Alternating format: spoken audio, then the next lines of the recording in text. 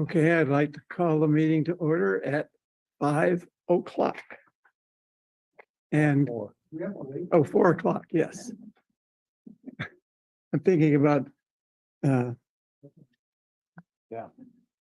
yeah, Well, okay. All right, we're called to order on time at 4 o'clock. And so I think Francesca should call roll call Yes. Chair Evans, here. Commissioner Castagna, Here. Commissioner O'Neill, Here. Commissioner Peak, Commissioner Sovereign, Here. and Vice Chair Thomas. And Watowski is absent. Okay, so the first item on our agenda is the approval of the minutes of July 7th, 2022. So do we have any comments or suggestions? I have a question. On item 1, it says Robert Evans accepted the role of chair, blah, blah, blah, and requested a future agenda item with the council regarding the selection of and rotation of the chair.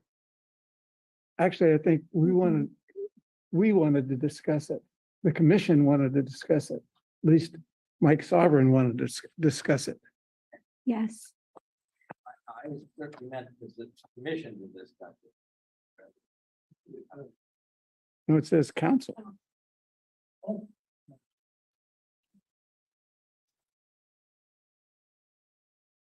Other than that, I have no other comments. Okay. Anybody else? Motion to approve. I make the motion that we approve them with the one change of council to commission. All in favor, say aye. Aye. Opposed? Abstention? Okay. All right. The next item would be public comments. We have public, but I suspect he wants to speak. Yes, and just in case there might be people watching online, I'll also share how people can participate if they're not here with us in the council chamber. To join the meeting on Zoom, you can use the link or phone number on the agenda at isearchmonterey.org. To call in by telephone, dial toll-free 833-568-8864, enter meeting ID 161-622-2299, followed by the pound sign. If prompted to enter participant ID, press pound. Detailed instructions on using Zoom are available at monterey.org/public meetings. To make a public comment using Zoom, raise your hand by clicking on the raise hand button in the Zoom toolbar. If you dialed in by phone, raise your hand by dialing *9. Public speakers will be called on in the order of their hands raised. Today's meeting is also streamed live on the city's YouTube account at youtube.com/City of Monterey with an approximate 10-second delay, and on Comcast channel 25 with up to a 90-second delay. If you plan to make a public comment, please join the meeting using Zoom or by telephone and ensure you join in time to accommodate the delay. As always, we look forward to receiving your public comment. And for those here in person, if you would like to state your name for the record, we welcome you to do so. Thank you. Thank you. I'm John Sovereign, and I just wanted to come back and thank you again for your support at the last meeting and circle back with the full color drawing that we didn't have when we were here a month ago. And I think we incorporated your suggestions. So please take a chance to take a look. I'm very excited about the final color rendering. So after the meeting, it'll be up there. So thank you again. Good night. Thank you. Do we have any public comments online? No. Okay. So the next item should be our activity report. And so Matt or Jordan? We'll have Jordan provide the update, and I'll have a few things to add as well. All right. So July was just a kind of an interesting, slower month with the transition of Inga on her way out. So I'll just go over a few of the highlights from the month of July. The first was on July 13th, which I was very surprised to receive an email from the new director of Library Museums, Brian Edwards. He started working on a grant for Colton Hall in the old Monterey jail. And so for that, I fed him all the information so that he could input it into the grant. He submitted it to Inga, who signed off of it, and they should have turned that in by the 31st, which was Sunday. So that I do not know if it has been done, but the grant is designed to help small and mid-sized museums better care for their collections. So it sounds like they would have an assessor come out and take a look at, I think, our 3 locations: the jail, Colton Hall, and the vault where our collections are stored, and to give us a better idea of how to take care of things better. So hopefully we hear back on that grant and that it is successful. Otherwise, we can use that same information and submit it to other grants. Director Edwards has, in that same conversation, was talking to me about other local grants that we can apply for. And so it's very nice to see that he's already working for the museums division before he is even on the payroll. And to clarify, he's volunteering for us, which is great. We wanted to make sure that his official first day was August 16th. And so he actually registered as a volunteer, and he'll be a volunteer until he starts with us as a director on the 16th. All right, I didn't even know that, Yep. so that's great. All right, so on July 14th, I had a meeting with Director Waite to go over the transition plan, just to see what is going on, what's going to happen to the transition with Nat being the interim director, and an update on the 30-hour position, which I have not received any updates on that, so I don't know how that is coming along. I know Inga submitted it to HR. I don't know if that is something Nat can update us on. And then on July 21st, we had a new museum attendant start at Colton Hall, Liz Jensen. Liz's family can be traced back to Monterey and their arrival in 1849. So she is very interested in Monterey history, knows it well, and is becoming a perfect fit to be at Colton Hall. So we're very happy to have Liz on board.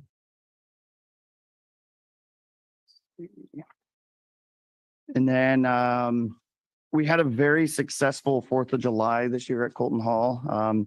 Currently, Colton Hall is open Thursday through Sundays, but we opened specifically for the 4th of July.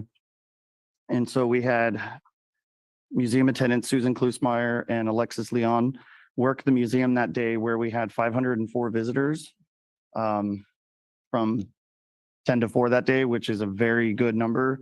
It sounds like the event out front on the Colton Hall lawn was well attended, and it was a very positive, like, good feeling to have events happening again, people being out, enjoying themselves, and to have those people coming back to the museum. And on July 8th, we had another tour at the Presidio of Monterey Museum that was given by command historian Cameron Binkley. And so he conducted a tour of the lower historic Presidio Park and the museum to members of the Army. And so it's always fun to have the people that are stationed here to be able to come and see what the history is and how they're a part of it. And then on July 9th, we had our free tours at the Pacific Biological Laboratories.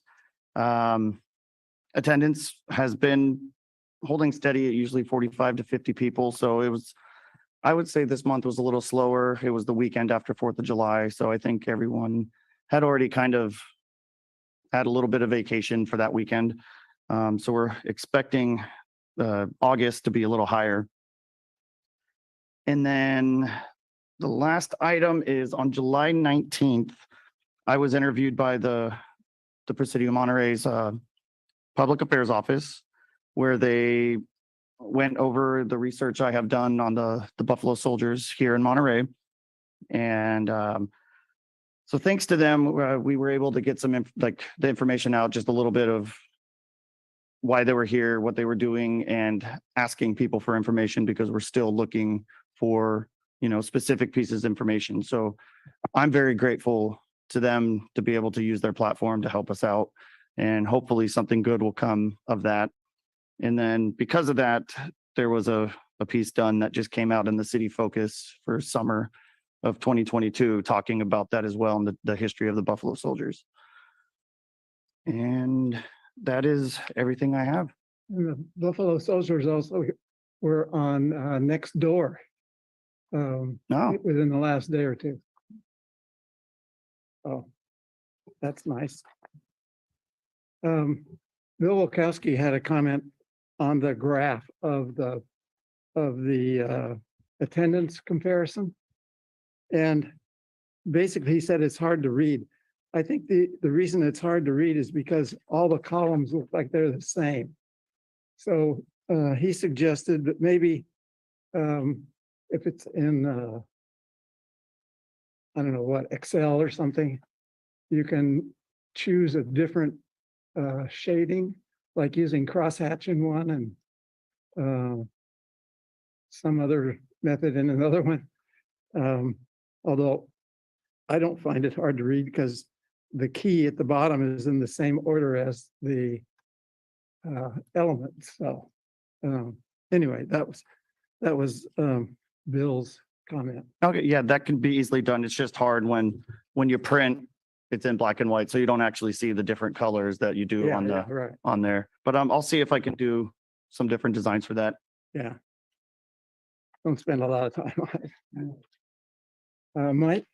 Jordan, you've had those two groups from DLI come in the last month, and I wonder, by any chance, did they give you any insight into why the DLI wants to take the Presidio Museum back? He's talking about the letter we got from the, Sorry. Mike is talking about the letter we got from the Presidio. Well, I guess Hans got the letter and it's from the Colonel, U.S. Army Commanding, saying that they're not going to, they would not like to renew. I'm sorry, you're like, because the mic, I was distracted, mic was off. I think it's on now. What was your question, Commissioner Sovereign? The question was whether Jordan had interacted with these two DLI groups and found anything about the DLI view of why they want to take the museum or back, terminate our lease early, etc. On that, no, they have not said anything, and I would imagine that they may not be aware of the situation either. And I'm not fully updated on the situation as well, so I don't really have any comment to add to that. It's something we probably should agendize for the September meeting. Because the letter itself is pretty imperative. Duly noted. I have a few other updates as well, if the commissioners would like, or you can entertain more questions for Jordan. I do have a few more updates to share. Anybody else? Okay. Okay. Thank you, Jordan. Excellent report. Thank you. Excellent report from Jordan. As always, the work of the Museums Division wouldn't be possible without Jordan's leadership in his work, and glad he took a well-deserved vacation this last week. We do have an update on the mural. I've been working with Notified John, and we'll be meeting with Mike as well tomorrow.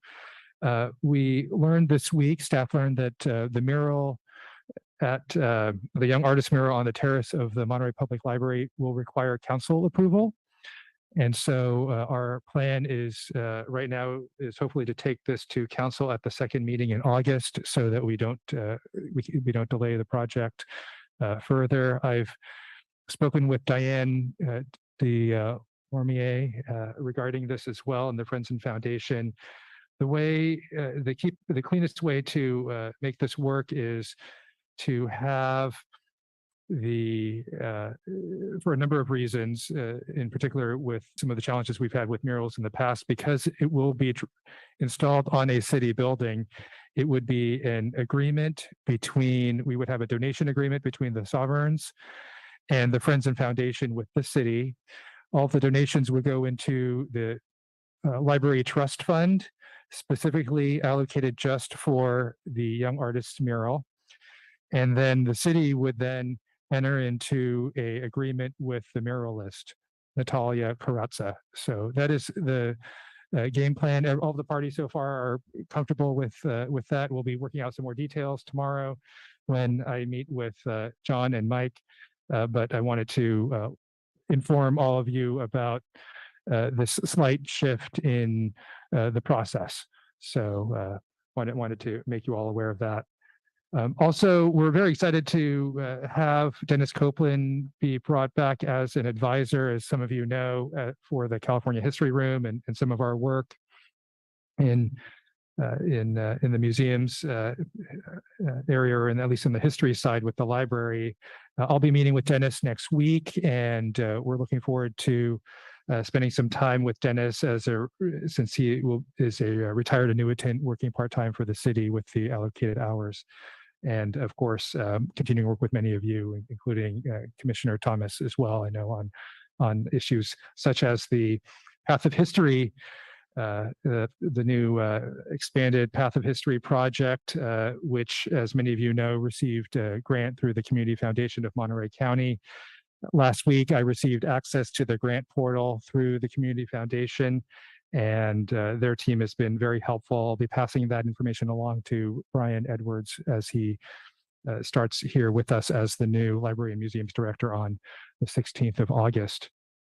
Speaking of Brian Edwards, we talked about how he's been serving as a volunteer for us. His first day will be on July 16th, and we'll be sure to promote in early September on a Saturday. There will be a meet and greet with Brian as a new Library and Museums Director, so members of the community will have a chance to connect with him. Some of you may have already read about Brian in the Monterey County Herald, an article that featured him, and we've also just yesterday were contacted by the Monterey County Weekly about Brian, and I connected him with the news reporter as well. Other updates, we are still working with the Human Resources Department on hopefully sooner than later, we'll have the 30-hour RPT artifact specialist internal recruitment go out. Right now, the HR department has been quite stretched thin, and as some of you know, our Public Works Department in particular, the project managers and engineers in the city, they're down by over 42% staffing wise. So we have dozens of recruitments, but we're continuing to advocate to open this one up as soon as we can, and sooner than later, and that way we can move forward and provide some more hours for the museums division. Those are my additions to the report for today, and happy to answer any questions that you might have. Any questions? Okay, thank you, Nat. Yeah, thank you. Okay, so I think this brings us to our first public appearance item, where we are to discuss and approve the strategic plan priorities for fiscal year 22 to 23. And I gather the strategic plan committee met, which was Mike and Bill and Tim. And do you gents want to comment on the priorities that are indicated, ABC, and where we might go from here? Right? The priorities are pretty clearly marked in the left-hand column. And this, of course, is a committee effort rather than the commission as a whole, but I'd like to ask for comments, and if indeed they, no one has sees problems with that, I guess we would move to adopt, but I think we should discuss that.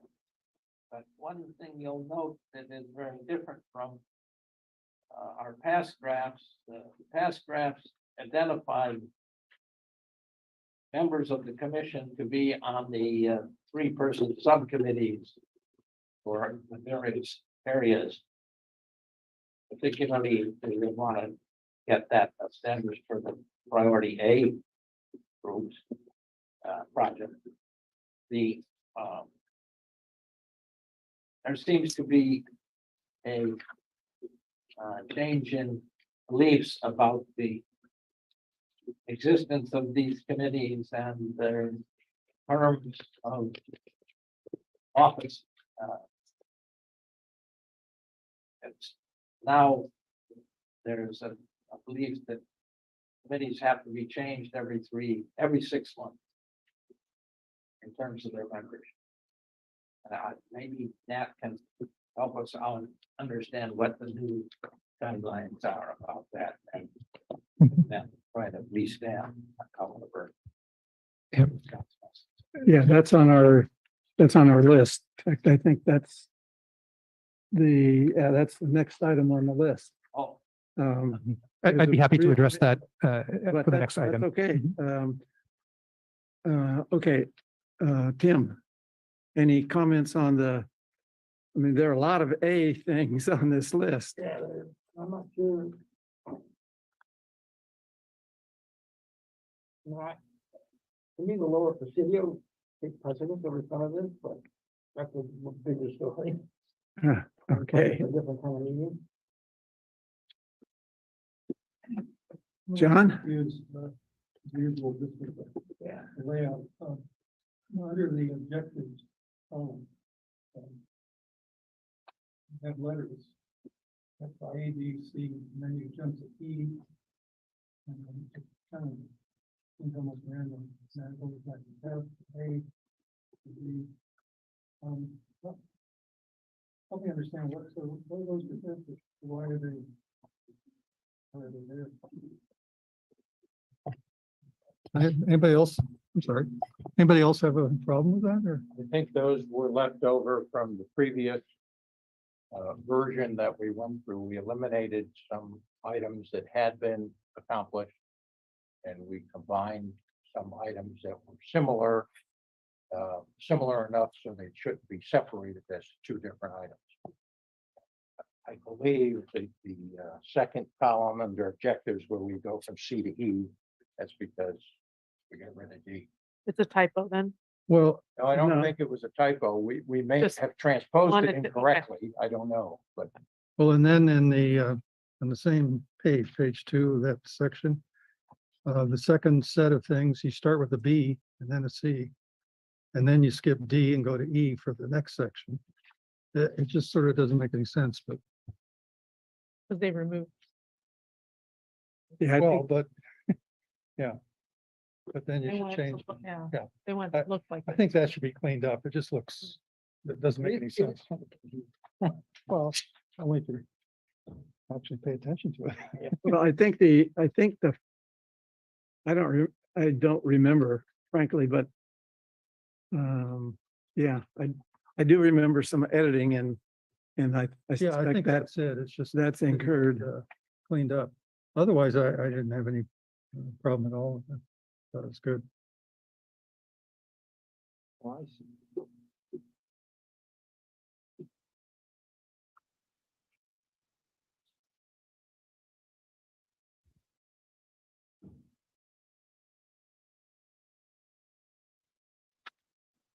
It seems to me that there's some of these things that we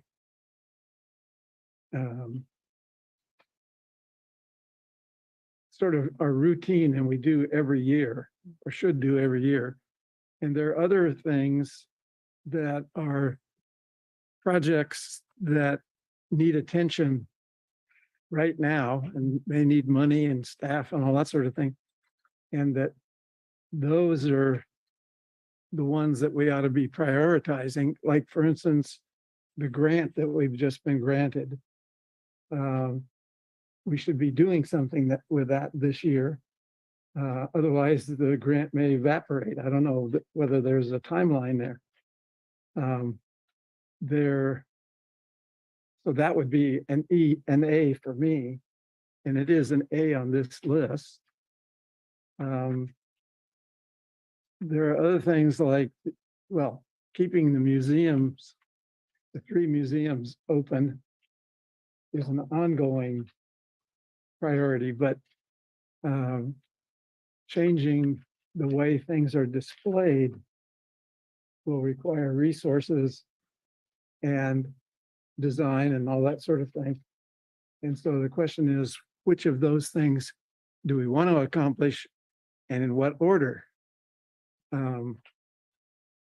And that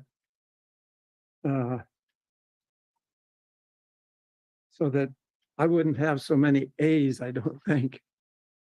I don't know, anybody else have any comments or suggestions? For instance, the music program. I know Bill and I are certainly interested in restarting the music program. So that would be something that's going to require work and resources and people.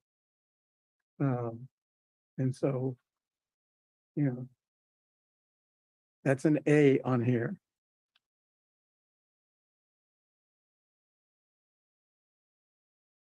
It is possible some mistakes were made in In translation. translation.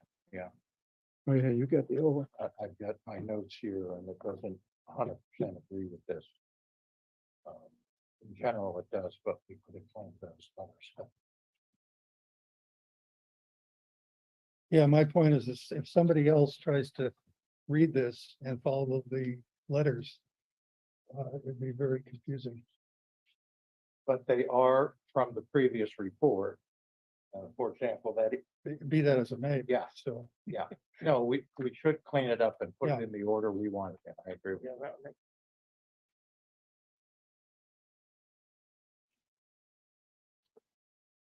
So are we gonna do the cleanup? I think that can be delegated to some. Back to the subcommittee? My We're looking for something. I think you could still approve the. Okay, approve it. is the subcommittee willing to take another crack at it and clean up the lettering? It would seem to me that the priority letters either were or should be the same as the letters in the various columns.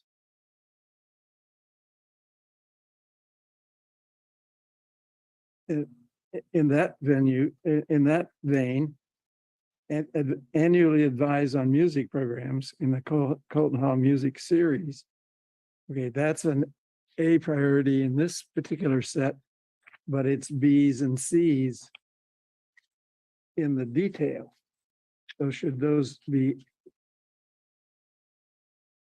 maybe 1 and 2 or something? In other words, you have priority A and then activity 1 and 2, or some way to distinguish between priority and activity.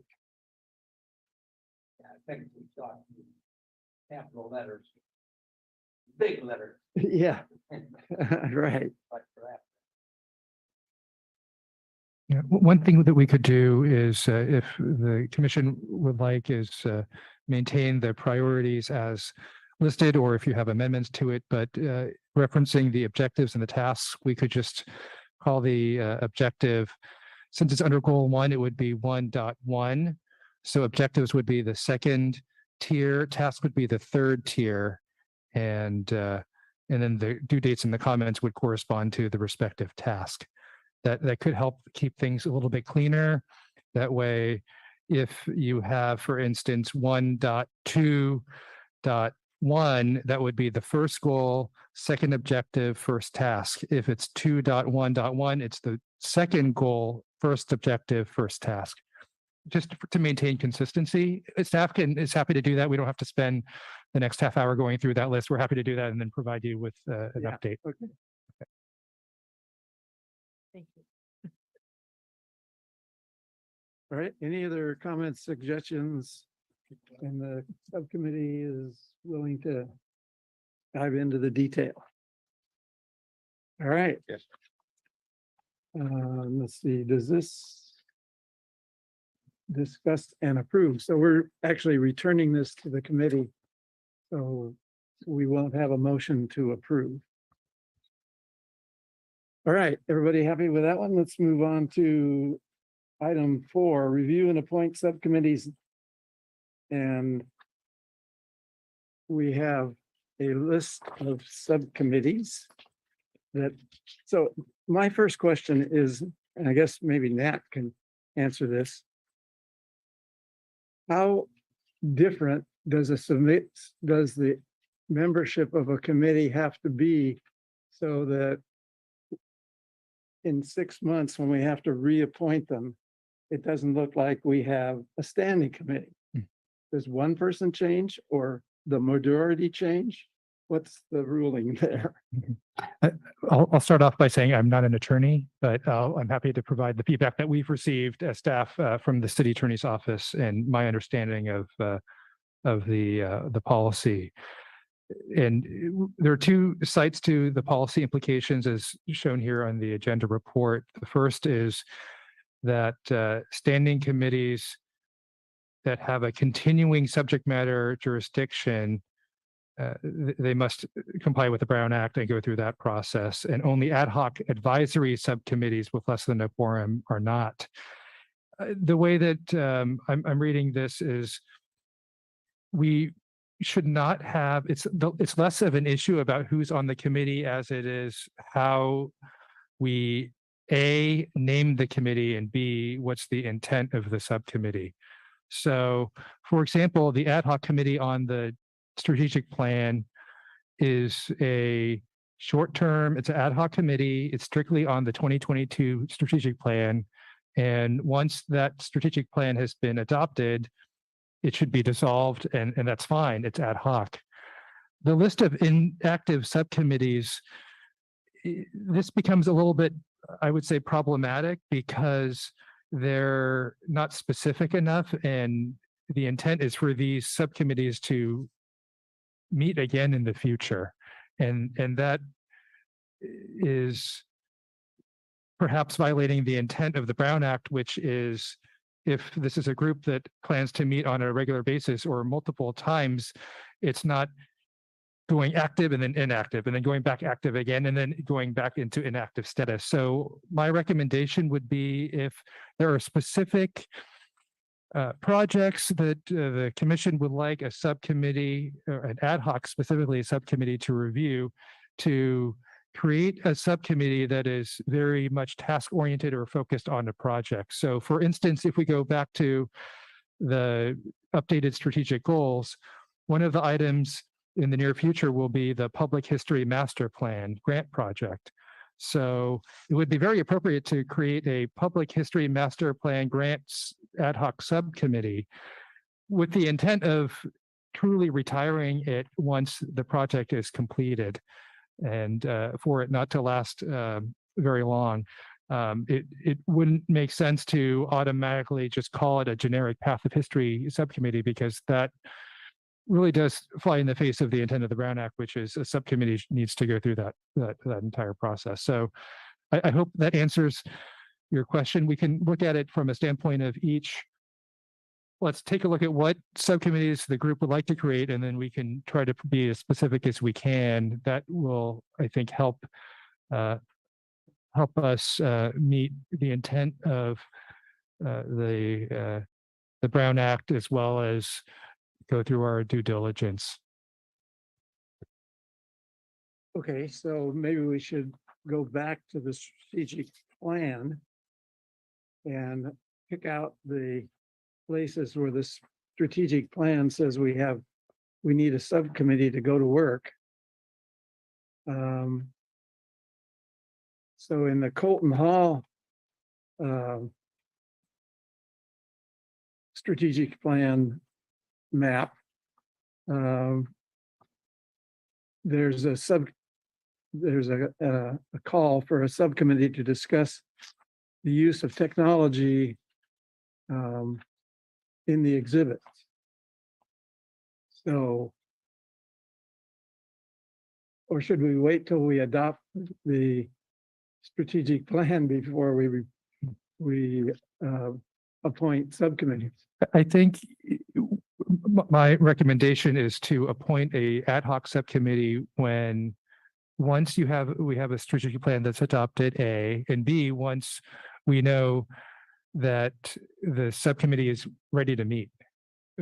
In other words, ready to meet within the next 30 days, because the other piece of the ad hoc subcommittee is it shouldn't be more than 6 to 9 months in length. And if we adopt the subcommittee, an ad hoc subcommittee now, and don't convene for another 6 months, you've got 3 months left. It's no longer truly ad hoc. Right. And that will help Brian Edwards and Jordan manage what projects are coming down the pike, activating ad hoc subcommittees when the group is ready to meet, when there's staff time available to provide support to the subcommittee, and then have a better understanding on what the goals are for the year. A question for Jordan.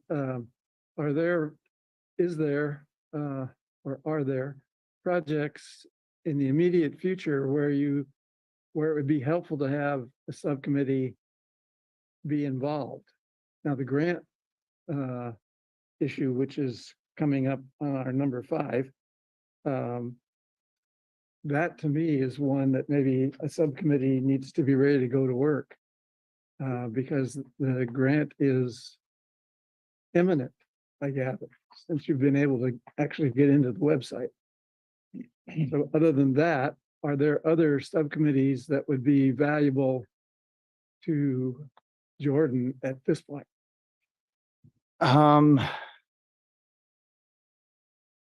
Looking over this as the, I guess you say, the boots on the ground person. Yep. I see different priorities as the one going around and being at the sites. My biggest, I guess, for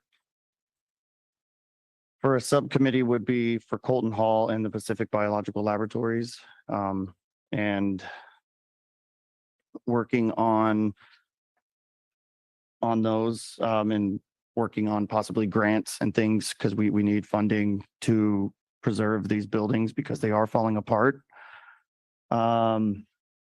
Like with Colton Hall, the repointing has been pushed off for so many years, and it's our most iconic building. And I mean, I don't know how long it has in its future, with that Portland cement in there. It needs to be replaced because it's damaging the bricks.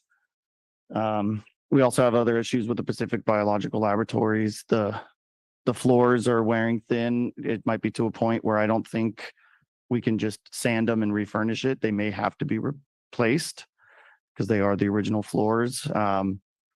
Also, there's the ADA accessibility issue with it.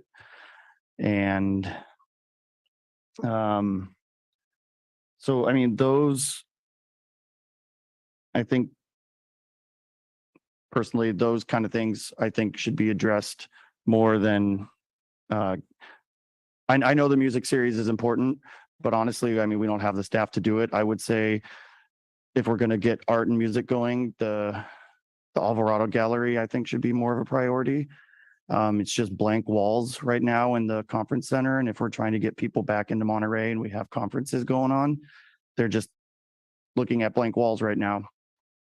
And that is something that once everything works out perfectly, the 30-hour position goes through and we're able to bring in Susan Klusmeyer as arts to bring back these projects, she can go back to the who was supposed to be going in the Alvarado Gallery and hopefully just put that right up.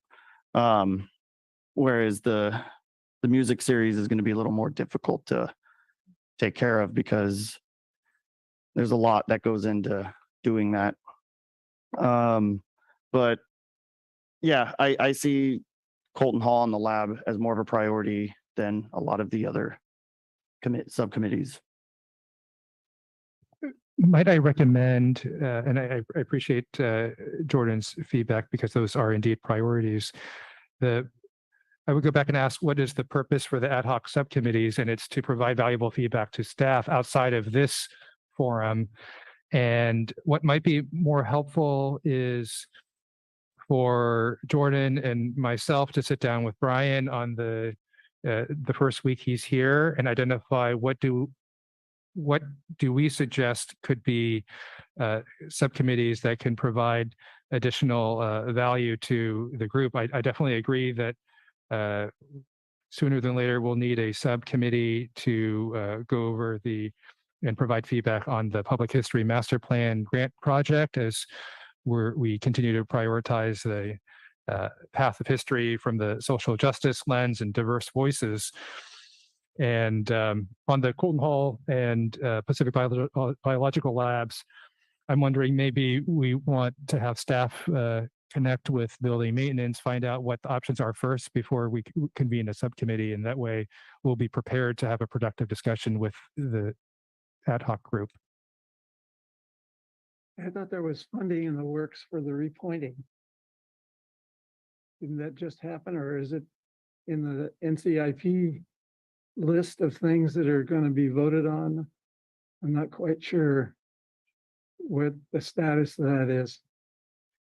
I think it may have been an NIP grant, but I think everything kind of got pushed back. But that I don't know.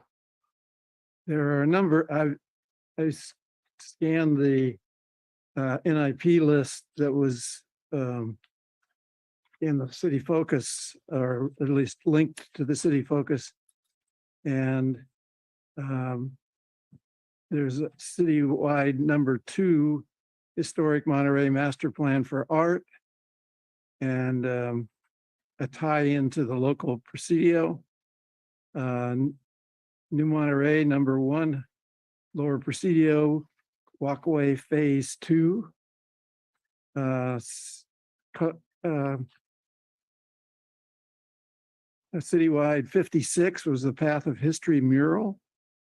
Citywide 57 was Monterey Walk of History milestones, and so on and so on. So I'd have to go back. Oh, New Monterey 4 is Sloat Monument repair.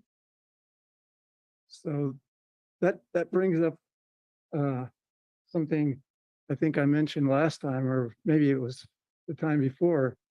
One of the things that would be very helpful, I think, for the commission would be to have essentially a maintenance report on our assets and the museums and our collections. So we know, I guess maybe that's what Brian's grant might help us with, is to find out what the status of all of our buildings and collections, where they are, so that we can begin to set priorities and do the work necessary to get things done. Otherwise, they seem to happen in sort of an ad hoc way. Certainly, that is very good feedback. And I'll add, I have a list of the 2022 NCIP projects of interest submitted by the Museums and Cultural Arts Commission. The only project that was funded was CW5, the Public Art Security Plan Phase 1. And unfortunately, that was the project that was number 8 of 8 on the list, lowest interest of the commission.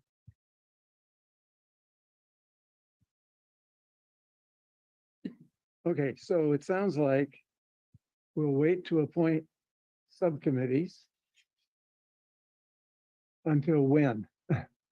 Until after we've met with Brian? I think we can provide, I'll work with Brian and Jordan, and we will have some recommendations for you at the September meeting, Okay, if that works for the commission.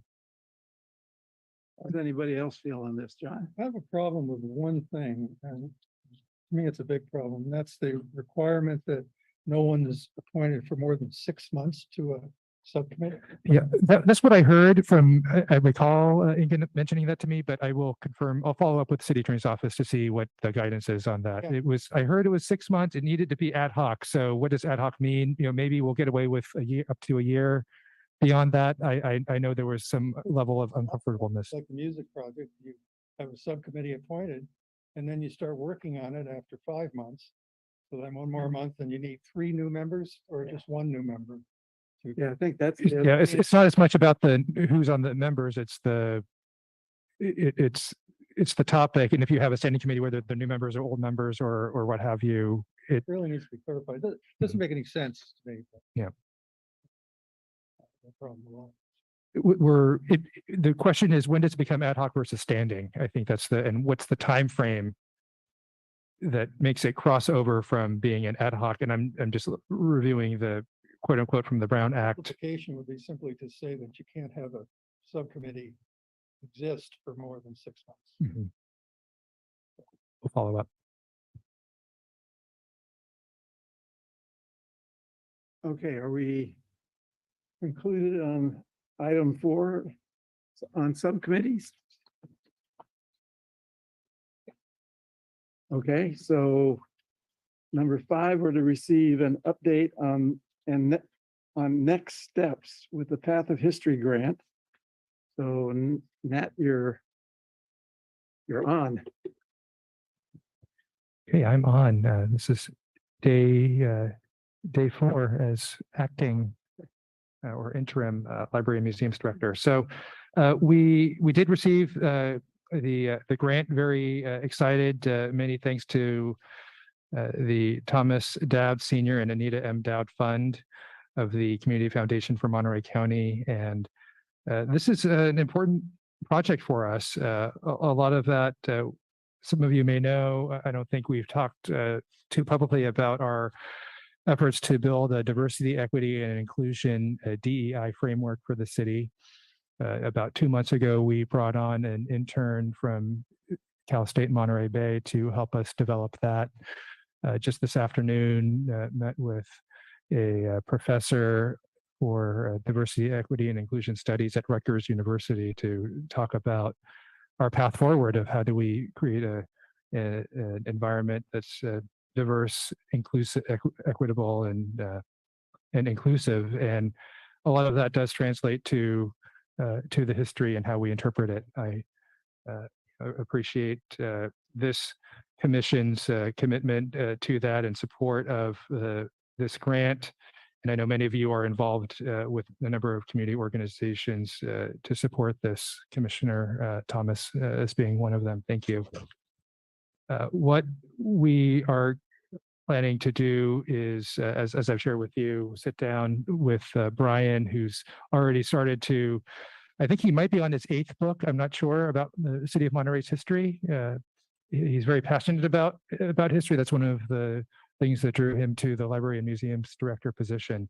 And so we do hope to have some more information for you at that meeting. It would be helpful for us to, when we sit down with the subcommittee, talk about which groups we wanted to include. Certainly the Pearl District is an important piece, working with the Japanese American Citizens League and other stakeholders in the region too. So we'll want to look at which community groups, the geographic area of the path of history. What does the signage look like? Are we looking to update a variety of components? This will be a fairly large project, but one that I think will be well worth the time, the energy, and the dedication of staff. So we'll also identify what the RFP looks like and begin working on that as the next step.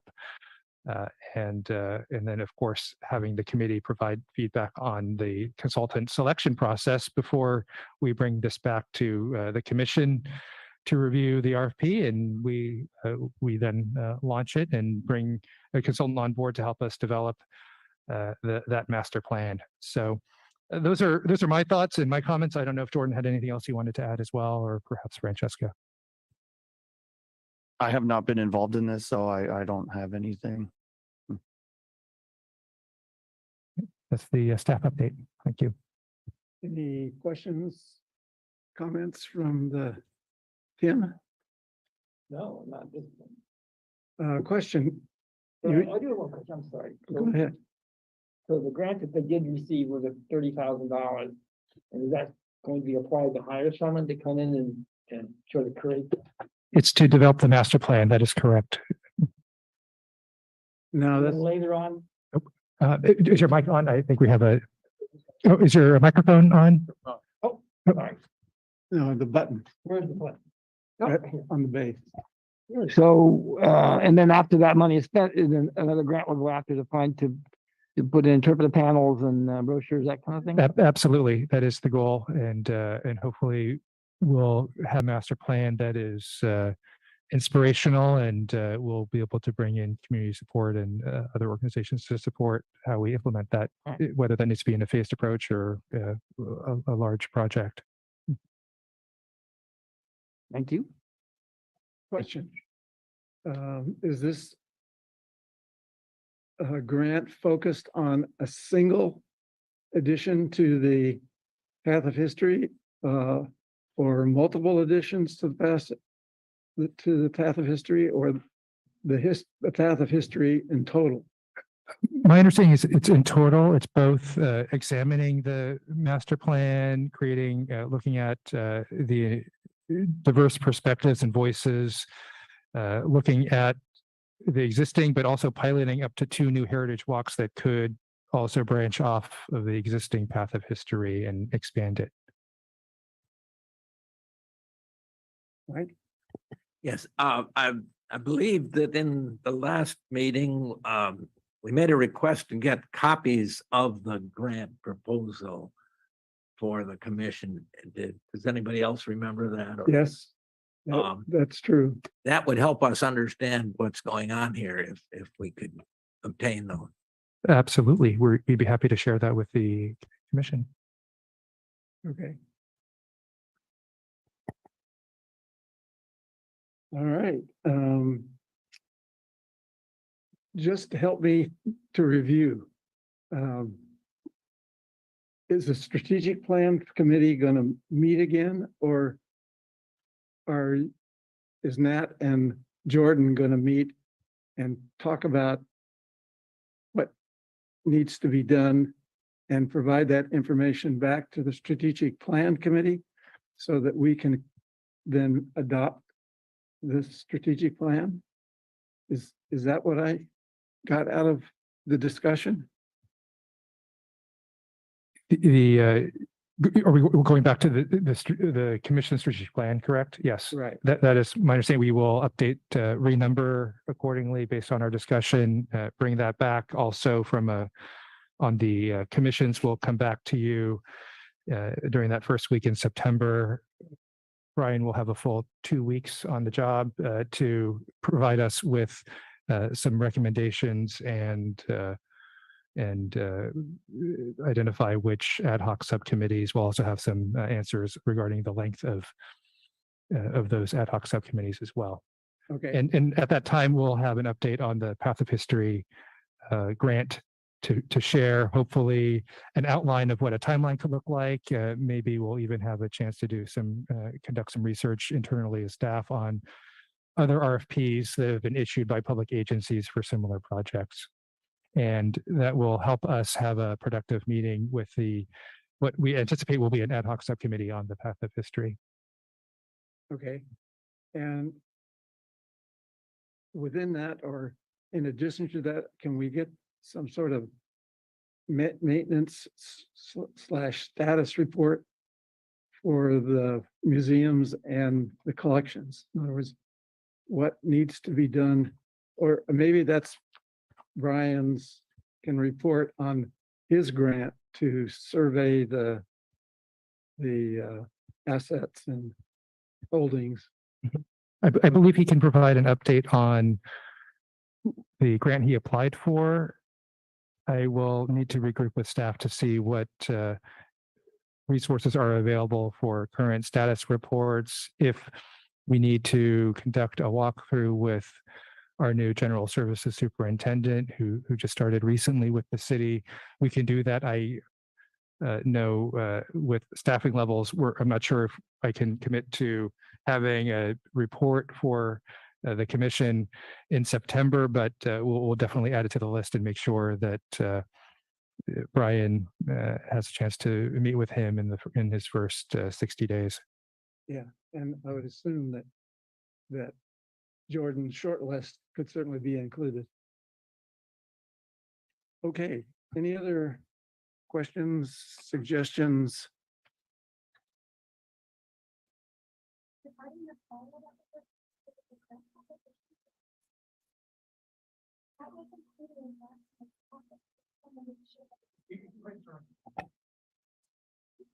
I just wanted to make sure that I note the correct request, and then also a friendly reminder that the grant application was included in last month's museums packet that was written and submitted by Inga.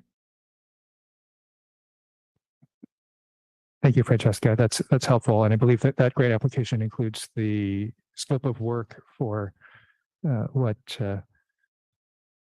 this Path of History grant and master plan entails. No, not this meeting, the previous meeting. Yeah. Oh, you got it. Oh, okay. All right. With that, I think we're down to commissioner comments.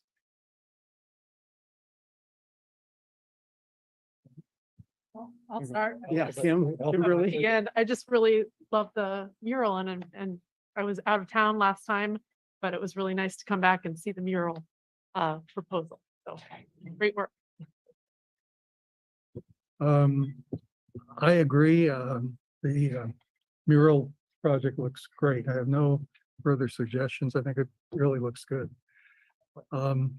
Secondly, I think we owe a vote of appreciation to Bob for getting that very nice bowl. I think you probably all saw it. That was presented to Inga. Thought it was terrific. Thank you. Good job done. Well done. Then the other thing, I'm wondering what's happening with the Lower Presidio Park and the Army requesting cancellation of the lease. Is there any information more than we have? Not at this time, but we are working with the Army.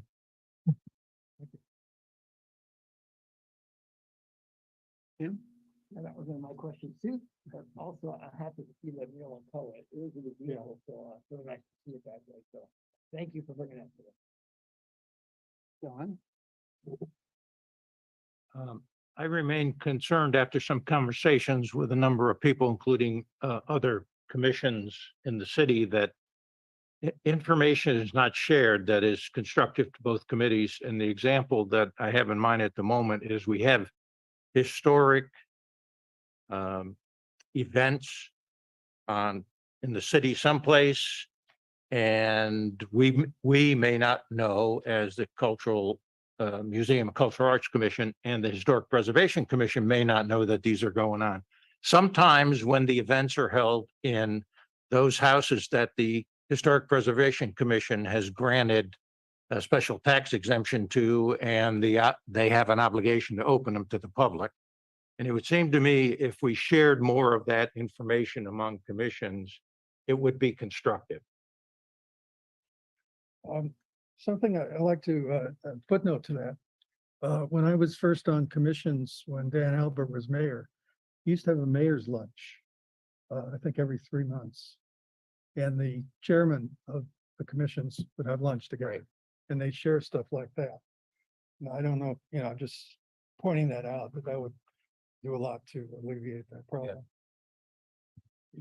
Yeah, and my understanding is since COVID, the mayors have not been meeting over lunch, but I agree, certainly communication. If I could ask for clarification from Commissioner O'Neill, are the historic events that you're seeing where maybe the commission isn't in the loop, are these some of the events that are being held by a variety of other nonprofit organizations, and perhaps a lack of communication between the various stakeholders that are hosting them? Yes. without naming names, just we'll connect with a variety of, it might be helpful to connect with them and maybe have a central information sharing. Yes, I think so. And they, sometimes they would affect the business that we will do in the future, or sometimes we've already done something that we may gain just by going to that meeting or telling them about what we've done in the Mhm. past. Okay, thank you.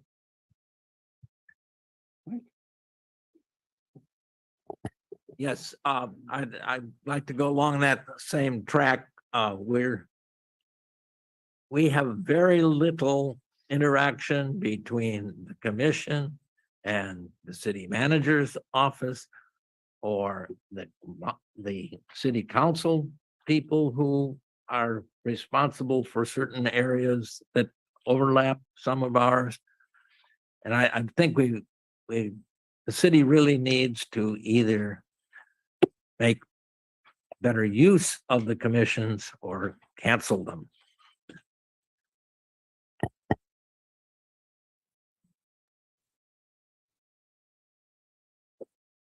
Okay, well, I want to thank John for the beautiful rendering. That's very helpful, I think. And again, applaud Jordan's work. He certainly is keeping us afloat. And we're hoping, I think some of us are hoping that we might be able to find the personnel and the funds to add a day to the time period that Colton Hall is open so that more people can come in. When we were open more, we had higher attendance, which brings me to the statistics that were in the city focus. And there are two nice dollar bills or some denomination bill divided up into the percentages of the general fund and all funds and how they're spent. And it's interesting, the word museum appears nowhere in those divisions. The library gets a grand total of 3.2% of the general fund.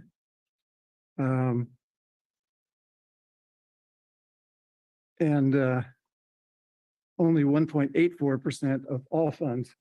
And that brings me to the request that we be supplied with a list of all the funds that this particular commission might have access or responsibility for. There's some things that seem to be, as Mike was pointing out, sort of hidden away from us, and we're not. So if we're going to be responsible shepherds for the museums and cultural arts, we need to know what the financial limits are and how we might improve them, of course. So We'd be happy, very transparent with the museum division fund. So as you may know, we have on that graphic, which is a nice way to be able to see in how city resources are divided based on the general fund as well as special funds. You can that comparison will actually be able to show you how important, for example, measure P and now measure S is to funding roadway projects, because public works funding from general fund is so little. But when you add the measure S to it, it's a larger percentage. The department names are based on the library's funding includes museums because it is one in Eden in our financial system. It's budgeted as one department, library and museums. It just listed as a library. We can definitely add museums to it, and we can make that change overnight easily to the city focus, which is luckily a living document that we always update when we find errors or have changes. But you'll see that, for example, in Parks and Rec, we have 3 divisions: Parks, Recreation, and Sports Center. But we don't list every division in on the list, just the department names. So, but we'd be happy to add museums to library as well, to make sure that folks know that is the Library and Museums Department, or which is the division. And also, we're happy to provide the budget, the museum's division budget that was adopted by council, has a broken down amount, payroll, operations, other expenses, and as you know, staff, we manage those funds, and you're welcome to provide feedback on and advice on any areas as you see fit. So, Well, again, it's not so much the terminology as the numbers. The numbers make the difference. And the library is tiny compared to the service that I think it provides, and tiny in comparison to Parks and Rec, for instance. So that's just my opinion. no, it's I think you're factually correct. It is when we look at the entire city and the city's budget, the parks is large in a sense because of the sheer number of volume of public open spaces the city has, everywhere from New Monterey to Old Capitol site we're now maintaining and will be a future project, to the beaches that the city maintains under an agreement with California State Parks. And so it certainly adds up with that, for community centers, you name it. Library and museums is an important piece of what the city does, and even though it may be a small percentage, we do want to fund it adequately and make sure that it serves the community. But we have a multi-million-dollar citywide budget with resources. We'll see on the graph, it includes the fire department. One of the reasons why fire is so large is because it does include the contracts the city has. The city of Monterey's fire department provides services to Sand City, the Monterey Peninsula Airport District, the city of Carmel, and the city of Pacific Grove. So that's built in there as part of those costs. So when we start taking out things like the contract fire services or public works services that we provide to the Army through the largest city contract with an Army in the entire nation, we start to look at where all that fits in. And I would say I would agree. We appreciate your advocacy for museums funding. I will also say you look at Sand City, Marina, Pacific, Carmel, and they don't provide the support for libraries or museums like we do. I mean, Seaside, Marina are some examples of cities that rely on the county's library system as an example for funding, where we rely on our property tax and TOT and other sources. So happy to provide a financial overview as well if the commission would like to learn more about the city's revenue as well as the city's expenditures to go into greater detail. I realize I'm going a little long on to answer your question. Okay. All right. Any other comments, suggestions, questions with that? John? No, sir. Oh, okay. With that, I declare this meeting adjourned.